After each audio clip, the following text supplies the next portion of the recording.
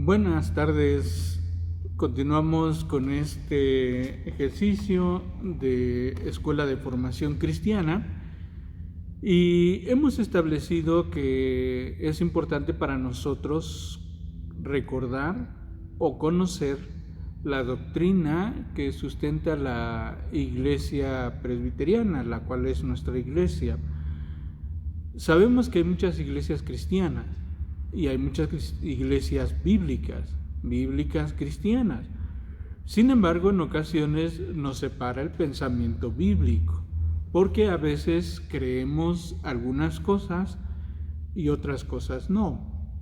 Entonces, básicamente, por decir así, ¿cómo describiríamos la doctrina de la iglesia presbiteriana? Solamente una idea: la soberanía de Dios.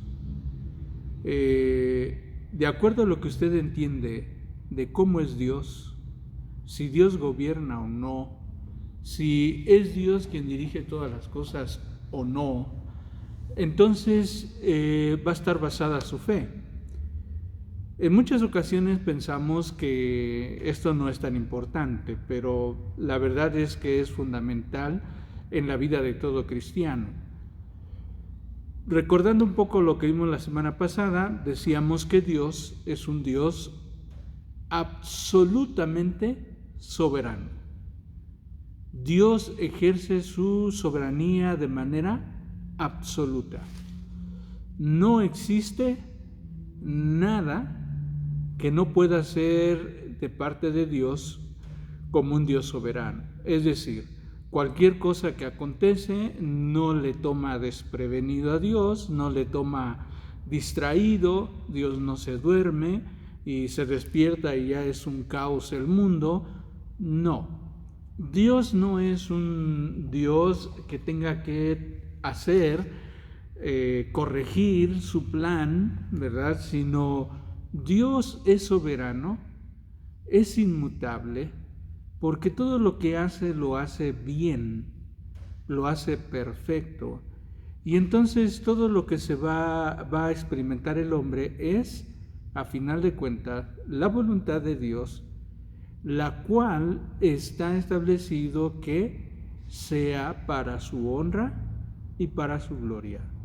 ¿Cuál es la finalidad de la voluntad de Dios? Que le demos la honra y la gloria a Él. Eso es lo importante. Entonces, hay iglesias cristianas, hay iglesias hermanas, que son bíblicas, pero no asimilan del todo el concepto de la soberanía de Dios. Por lo tanto, ellos dicen que Dios no es un Dios soberano, sino que Dios está sujeto al hombre. Es decir, el hombre tiene que esforzarse, el hombre es el que acepta a Dios, el hombre es el que tiene que vivir y hacer para que Dios le retribuya. Y todos estos conceptos están basados en no aceptar la soberanía de Dios. Lo que van a aceptar o reconocer es que el hombre realmente rige la vida del universo. Eso es lo importante. Entonces, dicho de manera chusca, ¿verdad? Hacemos de que Dios se sujeta al hombre y no el hombre a Dios. Esa es la diferencia. Entonces, hay personas que viven pensando en que ellos son los que reciben a Dios, los que tienen la facultad de recibir o rechazar a Dios. Y una vez que el hombre le ha aceptado, es la facultad del hombre el seguir en esa relación con él o no. Todo está basado en la centralidad del hombre. Y entonces he escuchado ideas que parecen bonitas, pero que carecen de sustento bíblico. Por ejemplo, dice la Escritura, dicen estos pensamientos: Dios es un caballero y nunca va a hacer nada en contra de tu voluntad. Si tú le permites, Él lo hace. Si tú no se lo permites, Él no lo hace. Parece muy bonito, pero carece de sustento bíblico. Nosotros hemos recordado algún pasaje donde decimos, cuando Jesús llama, lo único que le resta al hombre es responder a ese llamado, porque es un llamamiento eficaz. El hombre no puede resistirse a la voluntad de Dios. Entonces, eso es lo que vemos en este sistema. Por eso es importante, decíamos, el llevar una secuencia en estas doctrinas. Y entonces, si por un lado está la soberanía de Dios, la soberanía absoluta, del otro lado, vistos de frente, sería la incapacidad total del hombre. La soberanía absoluta de Dios, y por lo tanto se gesta la incapacidad total del hombre. El hombre es incapaz. ¿Sí? El hombre es incapaz. Por eso nosotros debemos recordar algunos pasajes de la Biblia, ¿verdad? Donde dice el Señor Jesús, por ejemplo, hablando de la hermosura, de la estatura del ser humano, uno dice, ¿y quién podrá, por más que se afane, añadir a su estatura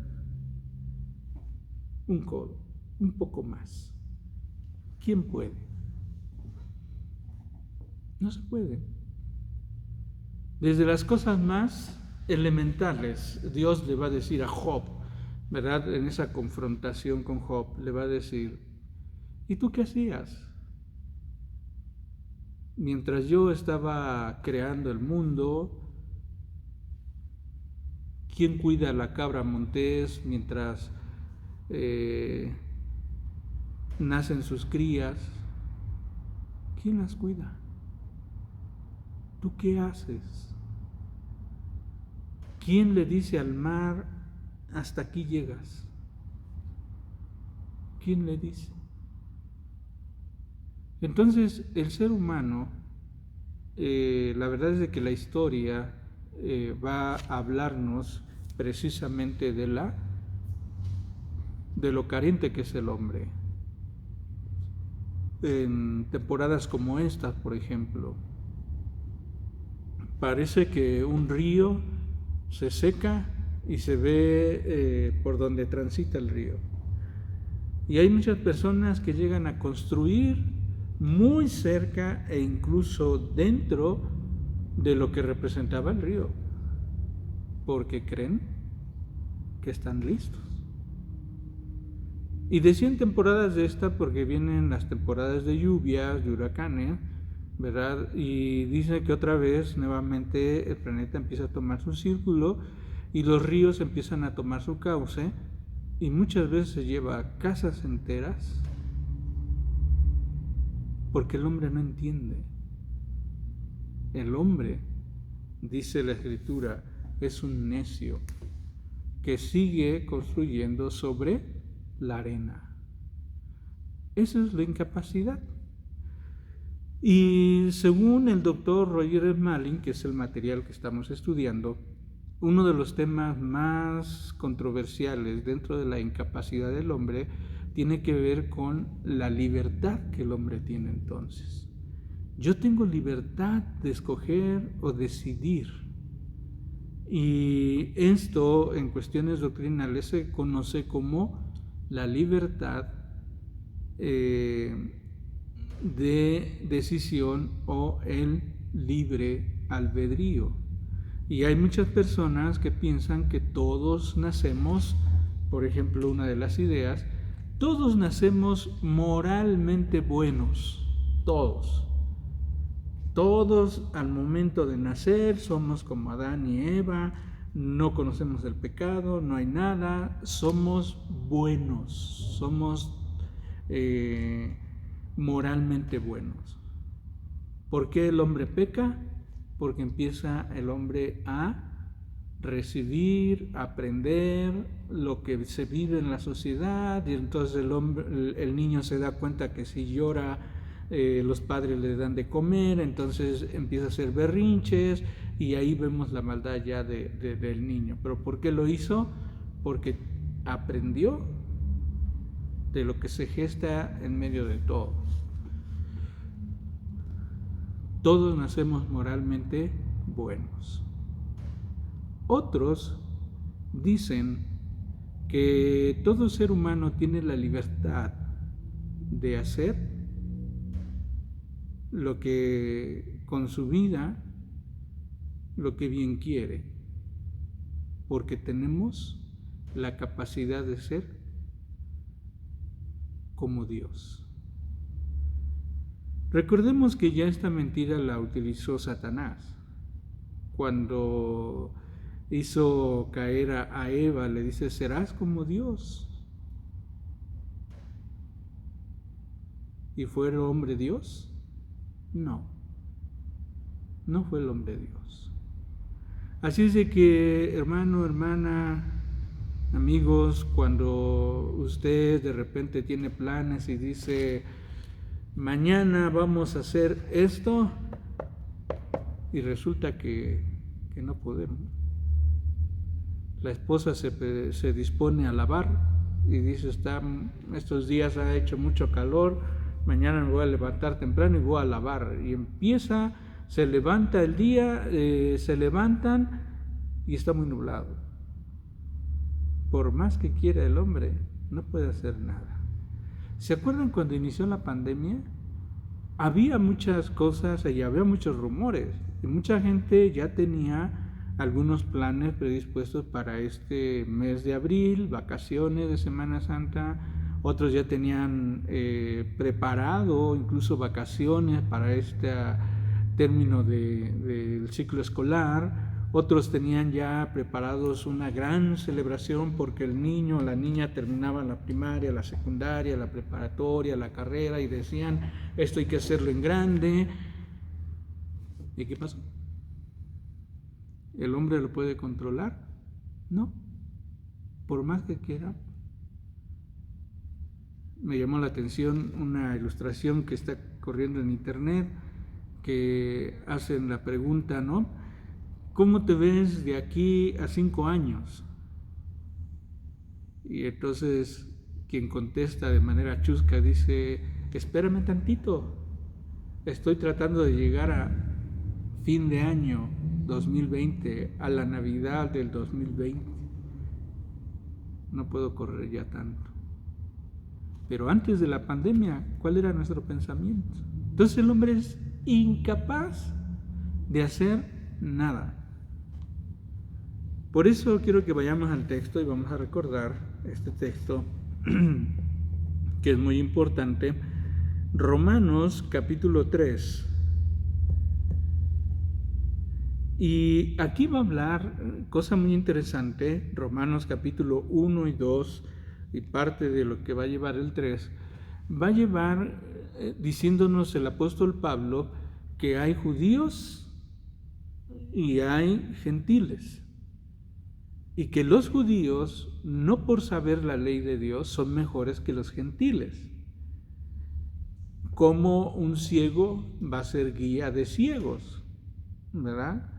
Y entonces va a hablar acerca de la ley y va a hablar de muchas cosas, pero básicamente va a referir lo que dice el versículo 9, Romanos 3:9. Dice, ¿qué pues?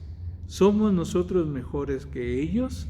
En ninguna manera, pues ya hemos acusado a judíos y a gentiles, que todos están bajo pecado. Todos estamos bajo pecado. ¿Sí?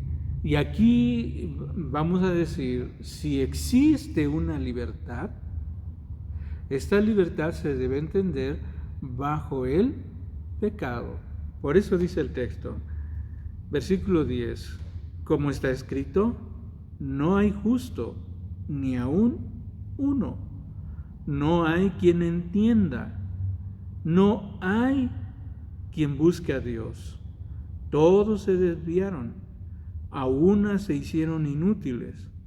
No hay quien haga lo bueno, no hay ni siquiera uno. Uno, no hay.